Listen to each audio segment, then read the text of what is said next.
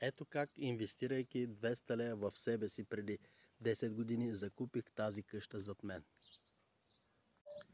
Инвестирах тези 200 лева, защото нямах други. Бях започнал преди това бизнес, който се провали и си изгубях всичките пари. И много често хората в момента търсят начини как да инвестират, събрали там 10 на 15-20 хиляди лева, къде да инвестират, какво да направят, да създадат бизнес.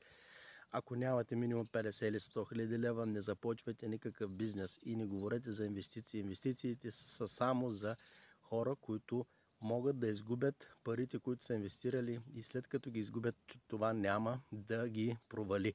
Така че това ме накара мен да търся начини, които мога с малка инвестиция да изкарам нещо, но тогава през зора, през болестта, тогава аз разбрах, че мога да инвестирам в здравето си, и тогава инвестирах в здравето, в себе си, в семейството си, и се оказа, че моето постоянство и готовност да се уча ме доведе до система, която ми генерира доход, който ми позволи да закупим къщата си след тези 10 години и в момента си живеем в нея.